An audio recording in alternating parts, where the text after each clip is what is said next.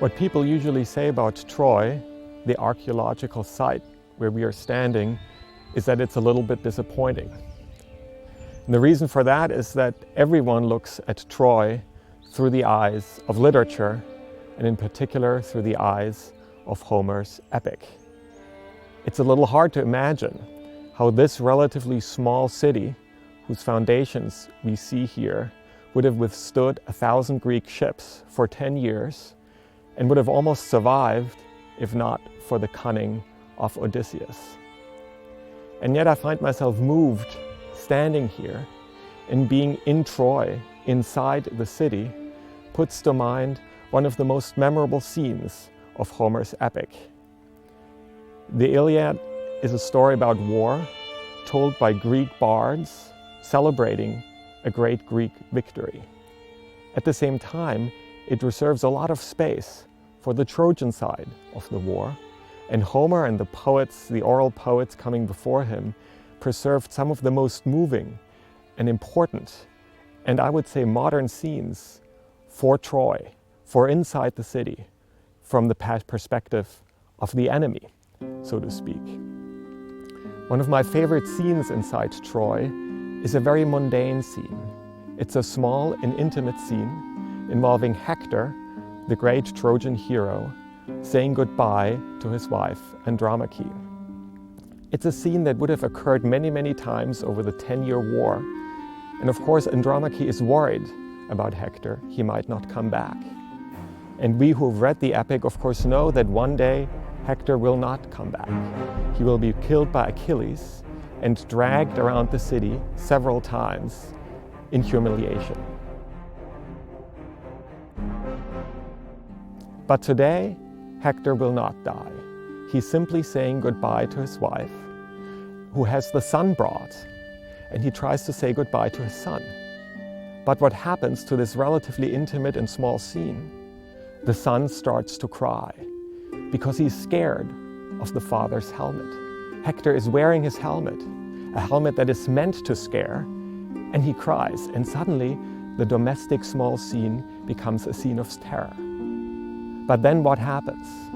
Andromache and Hector laugh, and this scene of terror switches again. Hector takes off the helmet and puts it on the ground.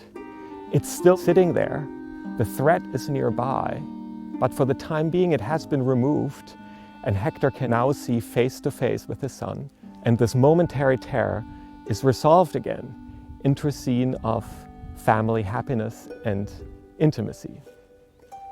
But then the scene ends on yet another note, because Hector, moved by the scene, prays to the gods, prays that his son may live long and that he may rule Troy for a long time as a peaceful ruler, better than his father. But of course we know that this will not happen. The son will not rule Troy. No one will rule Troy. Troy will be sacked and almost forgotten. People will forget where it was, and it will be as if it had never existed. We are sitting here because of the cunning and strange genius of Heinrich Schliemann, who was a businessman, a con man, and a hobby archaeologist. He grew up in a small town in northern Germany, and no one could have predicted that he would become the discoverer of Troy. He started out as a low-level clerk in a business venture, then moved to Russia, where he bragged in his autobiography, which should be taken with a grain of salt, that he invented a method for learning languages in 2 months. And in fact, he ended up learning about 12 languages, including Turkish, which came in handy for his business correspondence. But this was not enough, and he had heard strange rumors of a gold rush in California. And so he up and left and joined the gold rush.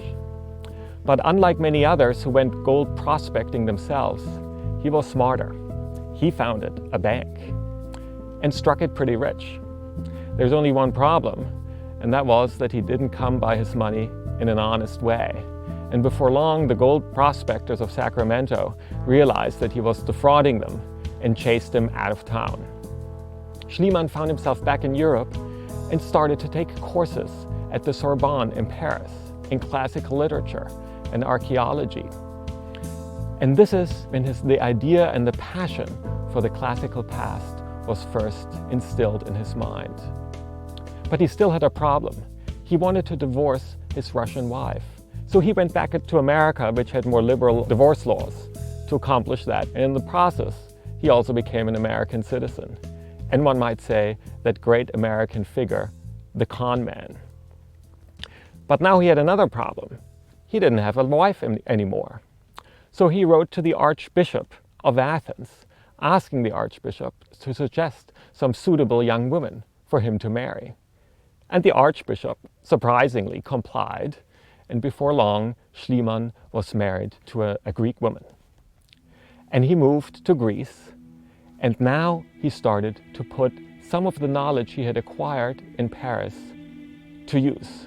Because Schliemann was not so much a scholar, he was a practical man and entrepreneur, and through some clever conjectures and the help of others, he found Troy.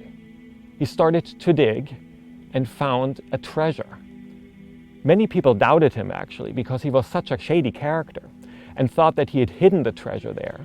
But he found something, and more it became clear that he found various layers of the city of Troy. Now Schliemann was not a trained archaeologist, and because of that he destroyed many of the layers of Troy, and trained archaeologists to this day are trying to clean up the mess. But we owe it to him, nevertheless, that today we can sit in Troy, we can look at the foundations of this extraordinary town, and we can combine an experience of Troy, although it is in ruins, with the experience of reading the Iliad.